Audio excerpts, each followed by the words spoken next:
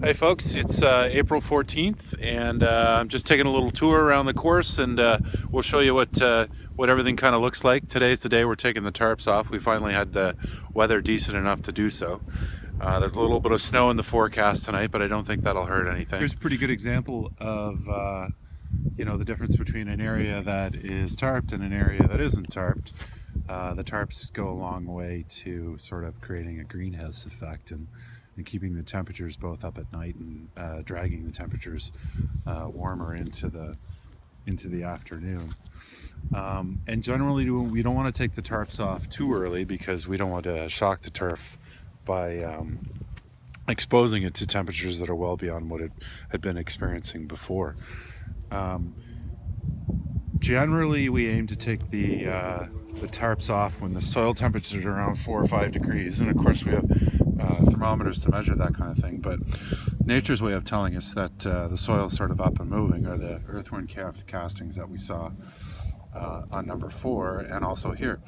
We know the soil is active. We know it's not frozen anymore because those little guys are moving around and starting to do their thing. Okay, this is number 10 green. You can see it's doing pretty well. This is also one of the greens that we don't tarp. And maybe I should talk about that for a few minutes here. There are some greens that we tarp and some greens that we don't tarp. The ones that we don't tarp are number 10, number 1, number 2, and number 6, and number 4. And the reason that we don't tarp those greens is because they are in areas of the golf course that are what we call microclimates. And those microclimates have different environmental factors than, say, the greens that are down by 13 or on 8 where they're exposed. And the reason of that is because these trees act as kind of a shelter for the greens. And you can see that there isn't a huge difference between the green and the bluegrass surrounding the green. Remember I showed you the tarp on number 7 where it's exposed to the wind? The grass underneath the tarp looked really healthy, and outside of that it didn't look very good at all. So you can see here that everything pretty much looks the same. And what we found is, using our data loggers, which collect temperatures every 4 hours, there's an ambient temperature gauge in this, and then a soil probe that goes into the ground that takes the temperature a couple inches below the surface. And what we found is the greens that are in the microclimates, like 10 and 4, they experience pretty much the same temperature conditions that 13 and 12 do with the tarp on top. So the tarp elevates the temperatures to a similar situation that we would see in a sheltered area. So that's why we use the tarps down there. They protect the green from the harsher elements. Now, they're not foolproof, and we saw that last year, but they certainly go a long way to help protect the plants through the winter. Even number 10, which is normally one of our best greens, suffered some problems last year with the cold weather that we had. So this year everything looks really good. After last year, that's kind of a relief. But you can see even the fairway looks really good. It's really sheltered. There's a couple of areas in the middle where the ice was sitting, and there was a bit of damage from it there. Maybe on the right hand, on the right hand, my right hand side, the left hand side of the fairway, there's a little bit of ice damage. But other than that, it looks pretty good. So we're pleased about that as well. Number 17 green looks pretty good. The grass is doing well. We're seeing some earthworm activity in there. If you're concerned about these